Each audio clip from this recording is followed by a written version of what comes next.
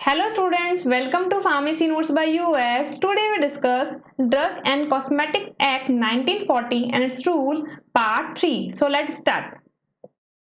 तो स्टूडेंट्स आज अपन drug and cosmetic act का पार्ट 3 है जो कि डिस्कस करेंगे। अभी तक अपन ने डेफिनेशन, ऑब्जेक्टिव और जो शेड्यूल्स थे उसके बारे में बात की थी। अभी तक मैंने आपको बताया कि जो कॉन्स्टिट्यूशन है, जैसे कि जो लेजिस्लेटिव, जुडिशरी है, जो एग्जीक्यूटिव है, वो सारे के सारे जो लॉज बनाते हैं, तो वैसे ही वैसे अपने फार्मेसी में, ड्रग प्रोफेशन में भी कुछ लॉज हैं, कुछ कानून हैं। अगर उन्हें नहीं फॉलो किया जाता तो उसकी जगह कुछ पेनल्टीज दे रखी है, वो क्या है उनके बारे में बात की थी। और ये एक्ट क्या है, इसके ऑब्जेक्टिव्स क्या हैं, यानी कि जो इंपोर्ट, डिस्ट्रीब्यूशन, मैन्युफैक्चरिंग है, इनके अंदर जो भी मिस हैपनिंग की जाती है उन्हें रोकने के लिए इस एक्ट को लागू किया गया था। उसके बाद बात की थी schedule two act and rules. Act बताया था कि दो तरीके के होते हैं, 1 and 2 एंड रूल्स थे। जो टोटल 23 शेड्यूल रूल्स थे A to Y। ये कौन कौन से शेड्यूल के अंदर क्या क्या चीजें आएंगी, अपने को कौन सा लाइसेंस चाहिए और कौन सी अपने को चीज है जो कि हर पर्टिकुलर शेड्यूल के अंदर मिलेगी। आज अपन बात करते हैं पार्ट 3 के अंदर इंपोर्ट ऑफ ड्रग्स, यानी कि जब भी आप इंपोर्ट कर रहे हो ड्रग का, तो कौन सी ड्रग का इंपोर्ट कर सकते हो, इंपोर्ट करते वक्त आपको क्या क्या चीजें ध्यान में रखनी चाहिए, कौन सा लाइसेंस चाहिए इंपोर्ट के लिए आपको, और अगर आप गलत चीजों को इंपोर्ट करते हो तो कौन कौन सी ऑफेंस एंड पेनल्टीज रहेंगी। इन सब का डिस्कशन आज के वीडियो में अपन करेंगे। तो चलिए शुरू करते हैं। Imports of drug. इंपोर्ट्स यानी कि ऑब्वियसली अपन ड्रग्स को है जो कि कहीं ना कहीं से ले रहे हैं, चाहे वो अदर स्टेट हो या फिर अदर कंट्री। अब उसके अंदर अपने को कौन कौन सी चीजों के बारे में ध्यान रखना होगा, उसके लिए कुछ है जो कि चीजें हैं, यानी कि एक तरीके से ये कह सकते हैं कि कौन कौन सी चीजें अपन नहीं कर सकते इंपोर्ट ऑफ ड्रग्स के दौरान, यानी कि कौन कौन सी चीजें मना है अगर आप ड्रग को इंपोर्ट कर रहे हो तो उसके बारे में डिस्कस कर रहे हैं। Prohibition of import of certain drugs और कॉस्मेटिक, यानी कि कौन कौन से ड्रग्स या फिर कॉस्मेटिक्स को अपन नहीं इंपोर्ट कर सकते, उनके बारे में बात की गई है। तो टोटल 9 पॉइंट्स हैं, वन बाय वन डिस्कस करती हूँ। फर्स्ट इज एनी ड्रग और cosmetic which is not of standard quality. Obvious ऐसी कोई भी मेडिसिन या ऐसा कोई भी कॉस्मेटिक जिसकी क्वालिटी स्टैंडर्ड नहीं है, यानी कि वो हार्मफुल हो सकती है, सब स्टैंडर्ड क्वालिटी है, चीप है, उस तरीके की जो ड्रग्स एंड कॉस्मेटिक है उनको अपन इंपोर्ट नहीं कर सकते अपने प्रॉफिट के लिए। Then second, any misbranded, spurious और एडल्टेटेड ड्रग और कॉस्मेटिक। साथ ही साथ कोई भी मिसब्रांडेड यानी कि गलत तरीके से ब्रांड की जा रही है, स्पूरियस है, नकली है, या फिर एडल्टेटेड है, मिलावटी है, उन ड्रग्स को भी अपन इंपोर्ट नहीं कर सकते। मोस्टली जो लोग हैं वो इस तरीके की चीजों को इसलिए इंपोर्ट करते हैं ताकि उन्हें ज्यादा से ज्यादा है जो कि प्रॉफिट मिल सके। सपोज इंडिया के अंदर वो चीज है जो कि 100 रुपीज की है, वही अगर आप बाहर से इंपोर्ट करते हो तो वो आपको 50 रुपीज में मिलती है, बट इंडिया के अंदर अगेन आप सेल किस में करोगे, 100 रुपीज में। तो 99% चांसेस होते हैं कि इस तरीके की चीजों को अगर कोई जानबूझ के ले रहा है या इंपोर्ट करता है तो उसका जो मेन उद्देश्य है वो होता है प्रॉफिट कमाना। तो इन चीजों को बचने के लिए ही है जो कि कुछ एक्ट्स बनाए गए हैं जिसमें अगर वो ऐसी चीजें करता है तो उसके लिए कुछ ऑफेंसेस एंड पेनल्टीज हैं। फिर बात करते हैं एनी ड्रग्स और cosmetic without import license for which an import license is prescribed. साथ ही साथ आप किसी भी ड्रग को यूं ही इंपोर्ट नहीं कर सकते, उसके लिए आपको लाइसेंस चाहिए, और अगर आपके पास वो प्रॉपर लाइसेंस नहीं है तो भी आप उन चीजों को इंपोर्ट नहीं कर सकते, वो आपके लिए प्रोहिबिटेड है, मना है। Any patent of proprietary medicine which has not displayed the true formula or list of active ingredient with their quantities as per the label। साथ ही साथ कोई पेटेंट ड्रग है, कोई न्यू ड्रग है जिसके अंदर ये नहीं बता रखा कि इसके अंदर फॉर्मूला क्या है, कौन कौन से एक्टिव इंग्रेडिएंट्स है या कितनी कितनी क्वांटिटी में अवेलेबल है, उस तरीके की मेडिसिन भी आप इंपोर्ट नहीं कर सकते। क्योंकि ऑब्वियसली अगर आप कोई भी चीज इंपोर्ट कर रहे हो तो आपको है जो गवर्नमेंट को या फिर चीजों को बताना पड़ेगा कि क्या आप इंपोर्ट कर रहे हो, इसका यूज क्या है, यूटिलाइजेशन क्या है, किस पर्पस के लिए आप लोगों को दोगे। तो उसके लिए उसका फॉर्मूला, उसके एक्टिव इंग्रेडिएंट्स पता होना जरूरी है। अगर वो चीजें नहीं पता है तो भी आप उसे इंपोर्ट नहीं कर सकते, this is prohibited to import. Then any drug which claims to cure और प्रिवेंट एनी डिजीज और element specified in schedule J. अगर आप शेड्यूल जे को याद करें तो शेड्यूल जे के अंदर उस तरीके की मेडिसिन के बारे में बताया गया था कि जो कि एक तरीके से जो जादू टोने की जो मेडिसिन है, यानी कि वो बताती हैं कि हम किसी भी बीमारी को है जो प्रिवेंट कर लेंगे, क्योर कर लेंगे, उस तरीके की मेडिसिन को भी आप है जो कि इंपोर्ट नहीं कर सकते। नेक्स्ट, एनी कॉस्मेटिक और drug containing any ingredient which is unsafe और हार्मफुल। ऑब्वियस है कोई भी जो अगर हार्मफुल मेडिसिन है या अनसेफ है किसी भी पेशेंट के लिए, एनिमल के लिए, तो उस तरीके की कॉस्मेटिक्स भी आप है जो कि इंपोर्ट नहीं कर सकते। ऑब्वियसली इंपोर्ट करना यानी कि एक तरीके से बात हो गई कि अगर आप इंपोर्ट कर रहे हो तो आप कहीं ना कहीं उस चीज को बेचोगे भी। तो कहने का सीधा उद्देश्य ये हो गया कि आप किसी भी पर्सन को यूटिलाइजेशन के लिए वो चीजें नहीं दे सकते। Any drug or cosmetic whose manufacture, sale, distribution and import of which is prohibited by rule made under this act except for the purpose of examination, test or analysis। साथ ही साथ जो अकॉर्डिंग टू एक्ट जो जो दवाइयाँ अपन manufacturing, cell, distribution या फिर import में बताई गई हैं कि आप उन्हें नहीं मंगवा सकते, नहीं आप इंपोर्ट कर सकते हैं, उन सब चीज़ों को भी आप इंपोर्ट नहीं कर सकते। बट अगर आप उनमें से कोई मेडिसिन एग्जामिनेशन के लिए मंगा रहे हो, किसी टेस्ट के लिए मंगा रहे हो या किसी एनालिसिस या अपने कोई पर्सनल स्टडीज के लिए मंगा रहे हो, तो आप उसे मंगा सकते हो। Then drug not label in the prescribe manner. अगर कोई भी मेडिसिन है जैसे कि मिस ब्रांडेड मेडिसिन हैं, सही से ब्रांड नहीं कर रखी है या साथ ही साथ प्रॉपर लेबलिंग नहीं है, तो ऑब्वियसली उसके स्पूरियस या फिर उसके टॉक्सिक या फिर उसके हार्मफुल होने के चांसेस हैं, या मे भी पॉसिबल है उसके अंदर वो सेम कंटेंट ना हो, तो उस तरीके की मेडिसिन को भी अपन इंपोर्ट नहीं कर सकते। साथ ही साथ अगर आप कोई भी चीज़ को खरीद रहे हैं, बेच रहे हैं, तो आपको सबके लिए एक पर्टिकुलर लाइसेंस चाहिए, एप्लीकेशन चाहिए। तो आपको वो एप्लीकेशन आप फिल करेंगे, फिर आप उसका लाइसेंस मिलेगा, then you are able to import, manufacture, sell और distribute any kind of drugs और कॉस्मेटिक्स।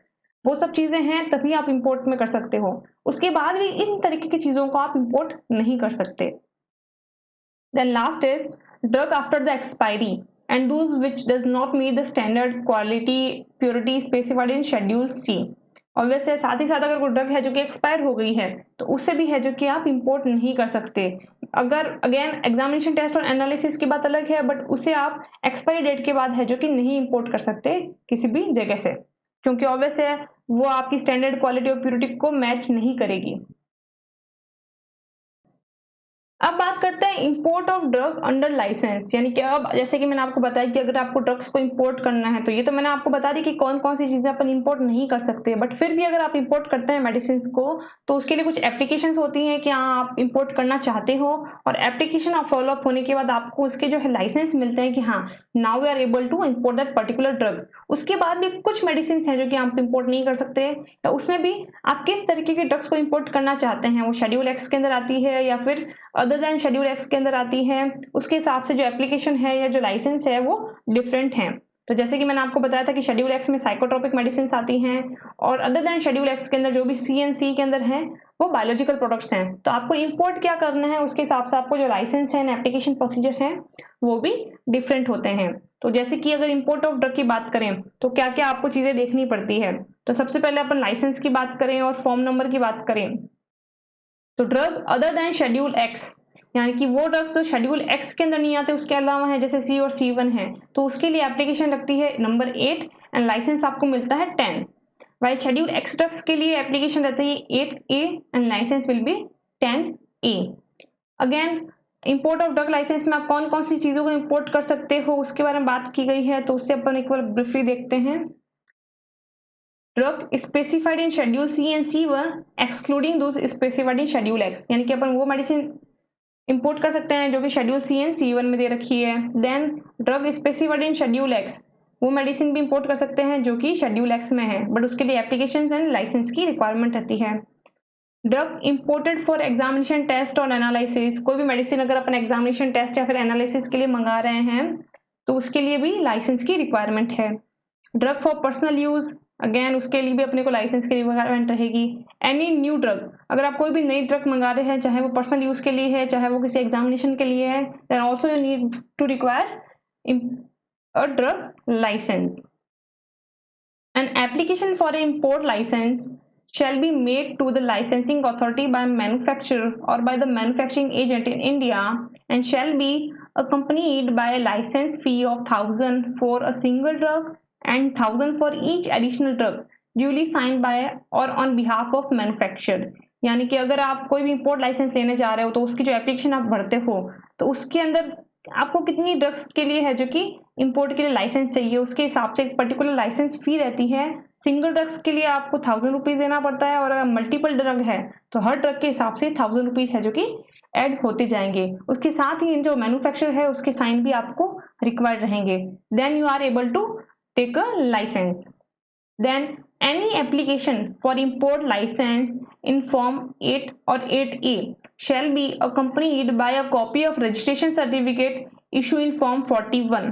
यानी कि कोई भी अगर अपन एप्लीकेशन भर रहे हैं किसी इंपोर्ट ऑफ लाइसेंस का, जैसे फॉर्म नंबर 8 और 8A में, तो उसके लिए अपने को एक कॉपी चाहिए रजिस्ट्रेशन सर्टिफिकेट की, जो कि अपने को फॉर्म 1 से इशू होता है। साथ ही साथ in the case of emergencies, अगर कोई इमरजेंसी है और अपने को सडनली कुछ मेडिसिन को इंपोर्ट करना है, then the issue of import license by the central government in form 10 or 10A without issuance of registration certificate under rule 27A for reason to be recorded in writing। साथ ही साथ कभी emergencies में अगर अपने को कुछ इंपोर्ट करना है तो जो फॉर्म नंबर 10 और 10A है वो अपन भर सकते हैं without registration certificate under the rules 27A, but अपने को प्रॉपर रीजन बताना पड़ेगा राइटिंग के अंदर कि ये अपने क्यों किया या अपने इतनी इमरजेंसी में मेडिसिन क्यों मंगाई रूल नंबर 27A का यूज करते हुए।